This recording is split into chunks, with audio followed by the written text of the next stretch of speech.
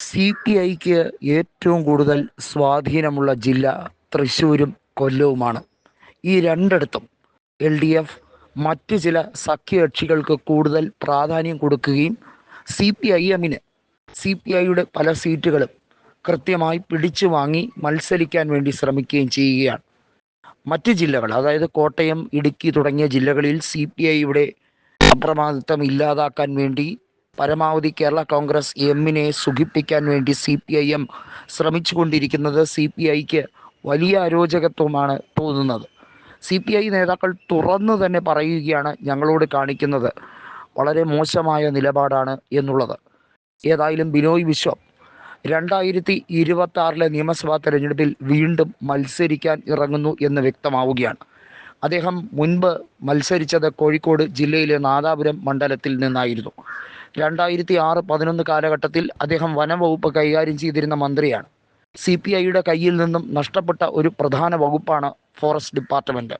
അതായത് വനംവകുപ്പുമായി ബന്ധപ്പെട്ട വലിയ രീതിയിലുള്ള അഴിച്ചുപണികൾ CPI നേതൃത്വം നടത്താൻ പ്ലാൻ ചെയ്തിരിക്കെ വീണ്ടും തുടർഭരണം കിട്ടിയപ്പോൾ CPIയുടെ കയ്യിൽ നിന്ന് നഷ്ടമായി. പകരമായി അത് ഇപ്പോൾ NCPയുടെ നേതാവായ AK ശശീന്ദ്രൻ്റെ കയ്യിലാണ്. നിരവധിയായ രൂക്ഷ വിമർശനങ്ങൾ കേരള കോൺഗ്രസും അതുപോലെ തന്നെ ഇടതുപക്ഷത്തിനകത്തുള്ള സഖ്യകക്ഷികളും ഘോരഘോരം ഉയർത്തുന്നത് വനംവകുപ്പ് വിഷയങ്ങളിലാണ്. CPI നേതൃത്വം പറയുന്നത് തങ്ങളുടെ കയ്യിൽ വനംവകുപ്പ് ഉണ്ടായിരുന്നപ്പോൾ ഇത്രയേറെ അസ്വസ്ഥതകൾ ഇല്ലായിരുന്നു. പ്രത്യേകിച്ചും കാട്ടാന ശല്യം ഉൾപ്പെടെ കാട്ടുജീവികളിൽ നിന്നും ഏൽക്കുന്ന മർദ്ദനങ്ങൾ, ക്രൂരമർദ്ദനങ്ങൾ, അവരിൽ നിന്ന് ഉണ്ടാകുന്ന ശല്യങ്ങൾ, കാട്ടുപന്നിയുടെ ശല്യം, ഇത്തരത്തിലുള്ള പല വിഷയങ്ങളും ദൈനംദിന ജീവിതം, പ്രത്യേകിച്ച് വനമേഖലയിൽ താമസിക്കുന്നവർ അല്ലെങ്കിൽ ഇത്തരത്തിൽ കാട്ടുമേഖലകളിൽ, അതായത് വനവാസ മേഖലകളിൽ ഒക്കെ വീട് വെച്ച് താമസിക്കുന്നവർക്ക് നിരന്തരം നേരിടുന്ന പ്രശ്നങ്ങളാണ്. ഇത് വലിയ തോതിൽ, പ്രത്യേകിച്ചും പുലിയാക്രമണങ്ങൾ, ഇതുപോലുള്ള വിഷയങ്ങൾ അഡ്രസ്സ് ചെയ്യാൻ ഇതുവരെയും ഇടതുപക്ഷത്തിന് കഴിഞ്ഞില്ല. അതൊരു വലിയ പോരായ്മയാണ്. വയനാട്ടിൽ മാത്രമല്ല, നിരവധി മേഖലകളിൽ ഇത് വലിയ തിരിച്ചടിയായി മാറും. CPI നേതൃത്വം കൃത്യമായി പറഞ്ഞൊരു കാര്യമാണ്, പ്രത്യേകിച്ചും ബിനോയ് വിശ്വത്തിനും അറിയാവുന്നൊരു കാര്യമാണ് വനം വകുപ്പ് എത്രത്തോളം പ്രാധാന്യമുണ്ടായിരുന്നു എന്നുള്ളത്. ഏതായാലും ബിനോയ് വിശ്വം മത്സരിക്കാൻ ഒരുങ്ങുന്നു എന്നുള്ളത് വ്യക്തമാണ്.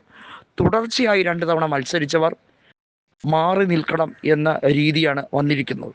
അങ്ങനെ വരുമ്പോൾ VS സുനിൽകുമാർ ഉൾപ്പെടെയുള്ളവർക്ക് ടിക്കറ്റ് വീണ്ടും ലഭിക്കുമോ എന്നുള്ളത് കണ്ടറിയണം. കാരണം VS സുനിൽകുമാർ കഴിഞ്ഞ നിയമസഭാ തെരഞ്ഞെടുപ്പിൽ മത്സരിച്ചിരുന്നില്ല.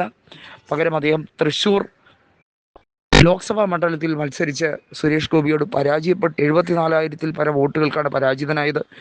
എന്നാൽ നിയമസഭാ തെരഞ്ഞെടുപ്പിൽ വീണ്ടും മത്സരിക്കുമോ? ടേം കണ്ടീഷൻ എന്ന രീതിയിൽ CPI പറയുന്നത് തുടർച്ചയായി 2 തവണ മത്സരിച്ചവർ മാറി നിൽക്കണം എന്ന രീതിയിലാണെങ്കിൽ ടേം കണ്ടീഷൻ്റെ എല്ലാ രീതിയിലുള്ള സാധ്യതകളും ഇവിടെ വീണ്ടും സുനിൽകുമാറിന് തെളിയുകയാണോ? ബിനോയ് വിശ്വം മത്സരിക്കുമോ?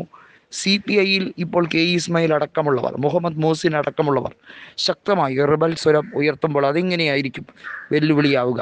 ഇതിൽ നിന്നും കുറച്ചെങ്കിലും കോൺഗ്രസ് പക്ഷത്തേക്ക് കൃത്യമായി ലയിക്കാൻ സാധ്യതയുണ്ടോ? കാത്തിരുന്ന് തന്നെ കാണണം. ഏതായാലും തദ്ദേശ തെരഞ്ഞെടുപ്പിൽ CPIയിൽ പല ജില്ലാ കമ്മിറ്റികളും കൃത്യമായി മുഖം തിരിഞ്ഞു നിൽക്കുമ്പോൾ അതിൻ്റെ സ്വരം അത് UDFന് ട്രെൻഡ് അനുകൂലമാകും എന്ന് തന്നെയാണ് കണക്കാക്കപ്പെടുന്നത്.